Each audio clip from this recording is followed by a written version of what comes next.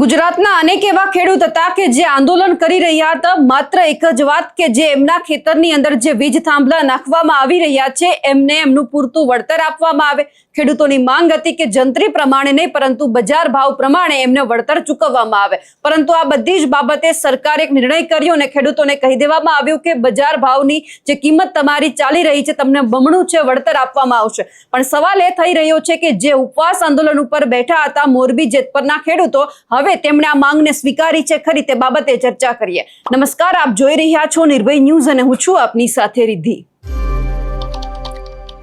મોરબીના જેતપરના ખેડૂતો ઉપવાસ આંદોલન ઉપર બેઠા લગભગ 15-16 દિવસ વીતી ગયા છે। તેઓ ઉપવાસ આંદોલન એમના યથાવત હતા। અનેક ખેડૂતોની તબિયત પણ લથડી હતી અને આ બધાની વચ્ચે જ્યારે દિવસે ને દિવસે જ્યાં ઉપવાસ આંદોલન છે ઉગ્ર બની રહ્યું હતું એમના જ ગઈકાલે આપણે જોયું કે રાજ્ય સરકાર દ્વારા એક મહત્વપૂર્ણ નિર્ણય જાહેર કરવામાં આવ્યો અને કહેવામાં આવ્યું કે તમામ ખેડૂતોને કે જે ખેતરની અંદર થાંભલા આવી રહ્યા છે એ ખેડૂતને બજાર ભાવ પ્રમાણે જે બમણું વળતર છે એ આપવામાં આવશે। પરંતુ હવે મોરબીના જેતપરના લોકો આ વળતરને કઈ રીતે જોઈ રહ્યા છે, આ નિર્ણયને કઈ રીતે જોઈ રહ્યા છે તે સૌથી પહેલા સાંભળી લઈએ।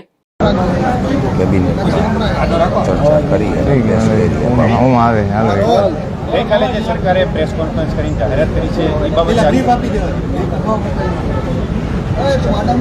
શું કહેશો? આજે પ્રેસ કોન્ફરન્સ કરી છે તેના માટે કરી છે શું નિર્ણય? કાલે સરકારશ્રી દ્વારા પ્રેસ કોન્ફરન્સ કરીને જે માહિતી આપવામાં આવેલી છે બરોબર, પરંતુ હજી સુધી પરિપત્ર આવેલ નથી। એટલે પરિપત્ર આવી જાય તે પછી આ પરિપત્ર ગુજરાતના તમામ ખેડૂતોને લાગુ પડે છે। એટલે તમામ ખેડૂતો એનો અભ્યાસ કરશે, અભ્યાસ થઈ જશે પછી સાથે મળીને ખેડૂતો નક્કી કરશે કે આગળ શું કરવું।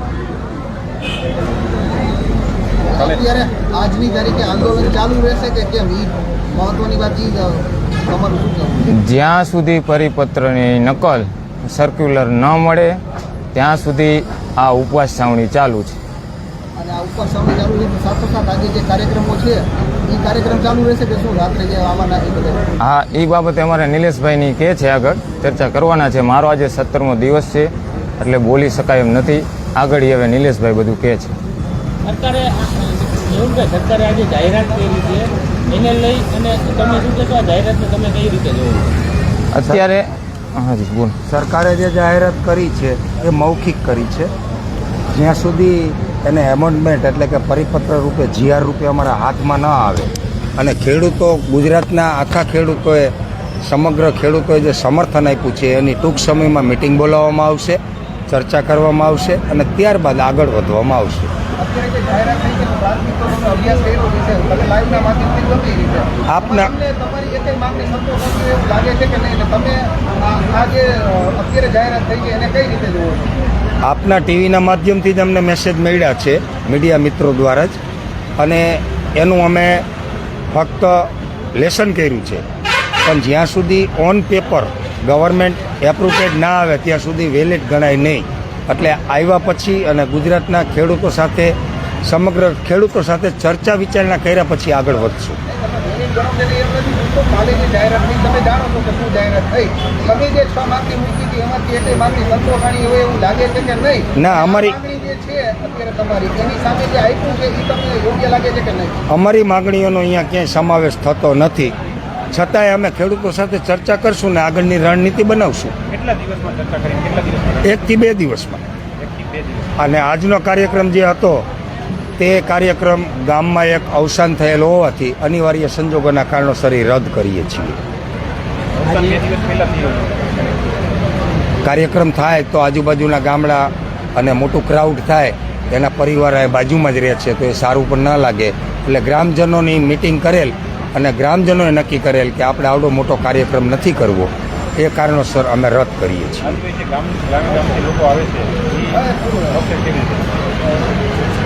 સોરી, ગામે ગામથી જે સમર્થનમાં આવે છે એ લોકો જે બાઇક રેલીની જે નક્કી કરેલા છે એ કરવામાં જે અગાઉથી કાર્યક્રમો ફિક્સ કરેલા છે નાના નાના ગ્રામ્ય લોકોના, એ તમામ કાર્યક્રમો રાબેતા મુજબ ચાલુ રહેશે અને છાવણી પણ રાબેતા મુજબ ચાલુ રહેશે। આજે હકાભાઈ દ્વારા પત્રકાર પરિષદ કરવામાં આવી છે। હકાભાઈ દ્વારા અત્યારે અમદાવાદમાં પ્રેસ કરવામાં આવી છે અને એમાં કહેવામાં આવ્યું છે કે નિલેશ એરવાડિયા જે કે સરદાર છે અને ખેડૂતોને એમને મૂર્ખ બનાવ્યા છે. સરકાર સાથે જે વાટાઘાટો કરવાની હતી ત્યારે એને 2 કરોડ રૂપિયા આપ્યા બાદ જ સરકાર સાથે વાટાઘાટો કરવાની જે વાત કરી હતી આ બાબતે શું કહેશો? કરી શકે, બ્લેમ કોઈ પણ કરી શકે છે, કારણ કે આ આંદોલનને તોડવા માટેના અનેક પ્રયત્નો થઈ રહ્યા છે. મને કરોડો રૂપિયાની ઓફરો થયેલી છે, ધાક ધમકીઓ થયેલી છે. એ પોતપોતાની ઈચ્છાની વાત છે, કોના ઉપર કેવો બ્લેમ કરવો, પ્રૂવ કરવું એ મહત્ત્વનું હોય છે.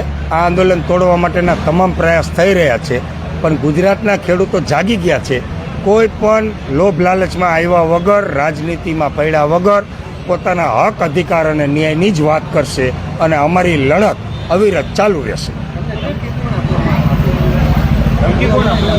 અજાણ્યા માણસો આવી અને લાલચ આપે છે કરોડો રૂપિયાની, અજાણ્યા માણસો આવી અને ધાક ધમકીઓ આપે છે, ખેડૂતોના સ્વાંગમાં આવે છે સેલ્ફી લેવા માટે અને એક બાજુ બોલાવી અને ધમકીઓ આપે છે, લાલચો આપે છે. આવું બધું તો થતું જ હોય આંદોલનમાં.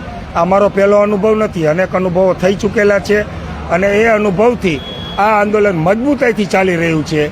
એ સરકારના મળતિયાઓને ક્યાંક ને ક્યાંક તેલ રેડાઈ રહ્યું છે. હકાભાઈ જ્યારે ડાયરો કર્યો તો પછી તમે કીધું કે આ હકાભાઈ જે છે એ ખેડૂતોની બહાર આવ્યા છે અને સરકાર સાથે વાટાઘાટો કરવા હકાભાઈ સાથે આવ્યા. એ બાદ હવે હકાભાઈ પ્રેસ કરી છે ને એને આંદોલનને લઈ અને ઘણા બધા સવાલો. એ મોટો હકાભા કોઈ હકાભાઈ એવું પણ કહે છે કે આરામ કરવો પડશે. ફેબ્રુઆરી જે ઉપવાસમાં બે છે ત્યારે એને ખાઈ પીને બેસવાની વાત કરી છે, પાર્ટી કરીને બેસવાની વાત કરી છે. આ ગંભીર આક્ષેપ તમે લઈ શકો? આક્ષેપ કોઈ પણ લગાવી શકે છે. અહીંયા જે મેડિકલ ટીમ છે એ અમારી પ્રાઇવેટ નથી, સરકારશ્રીએ નિયુક્ત કરેલી મેડિકલ ટીમ છે. દર 3-4 કલાકે એ લોકો અમારું મેડિકલ કરે છે.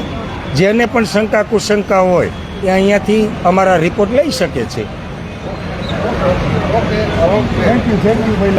હવે જે આ ખેડૂતોએ વાત કરી છે તેમને લઈ આપ શું માનો છો, કમેન્ટ કરીને ચોક્કસથી જણાવજો. સાથે જ અમારી નિર્ભય ન્યૂઝ ચેનલને લાઇક, શેર અને સબસ્ક્રાઇબ કરવાનું ભૂલશો નહીં. નમસ્કાર.